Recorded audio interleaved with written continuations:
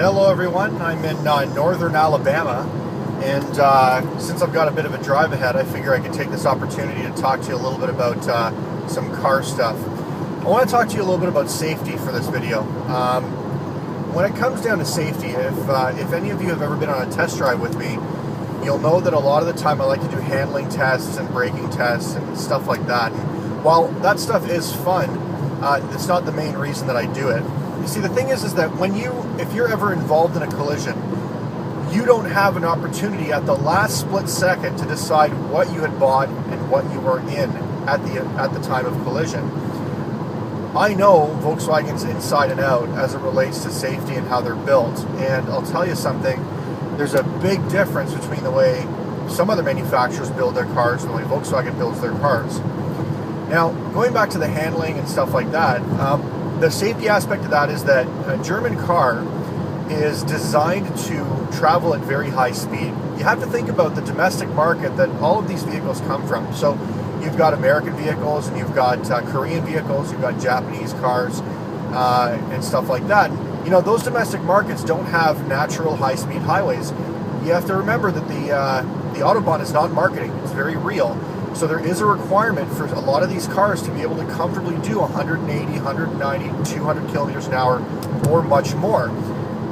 While you may never go that fast on a Canadian road or an American road legally, it is important to note that these vehicles are designed for that kind of high-speed travel. So as a result, the brakes, the suspension, the cooling system, all of our tires are at least H-rated or higher. An H-rated tire means over 210, up to 210 kilometers an hour at a sustained speed.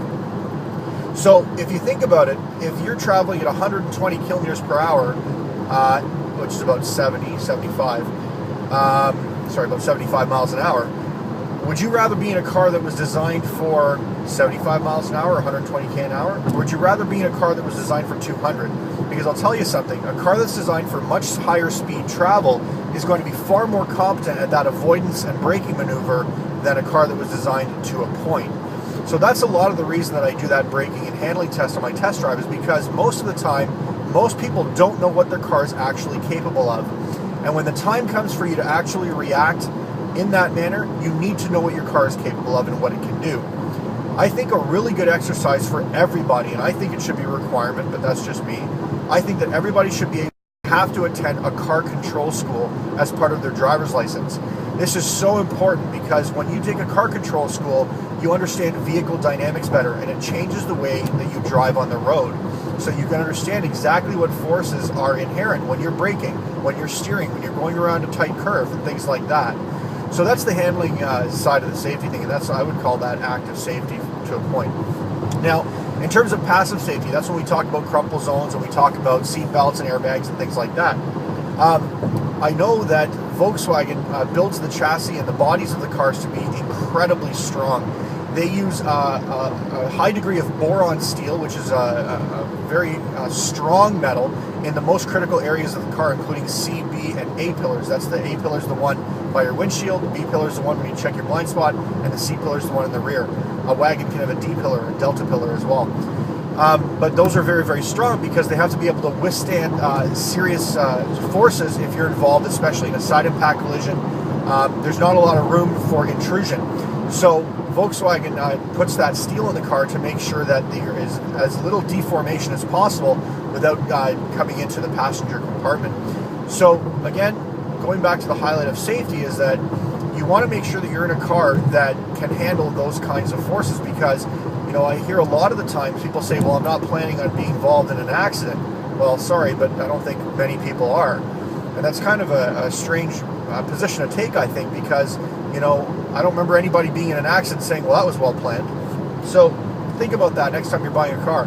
When it's time to look at a car, make sure that you're aware of exactly what kind of safety features and the build quality that's in that vehicle and the engineering level that goes into that thought process. Because I'll tell you something, our cars are designed for high-speed travel. They take that into consideration.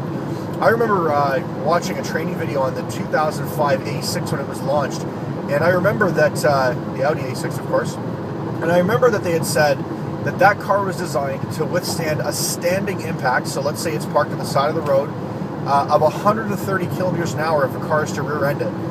That's a huge amount of force for a vehicle to be withstanding, and I'm told that the doors will still click open nicely after that type of collision. So that's the kind of engineering and build quality that goes into Volkswagen Group vehicles. If you haven't heard yet, by the way, Volkswagen recently completed its acquisition of Porsche. Many people think that Volkswagen owned Porsche to begin with. That's not the case. They've been in liaison and partnership for a very long time, of course, because Dr. Ferdinand Porsche designed the original Beetle.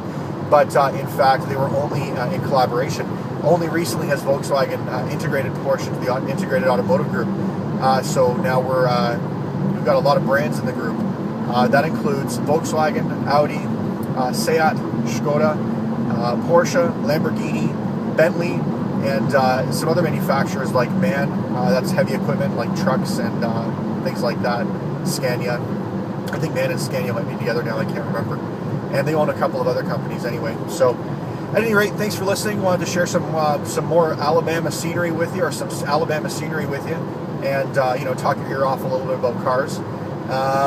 If you have any questions, you can always email me at ianniann@vwdirect.ca. Also, if you feel that there's something else that should be in the videos that isn't, please let me know that as well, and I will try my best to include it. That's it for now. Signing off. Beautiful hill here with the mountains in the background. I'm sure I'm going to enjoy the drive down to New Orleans.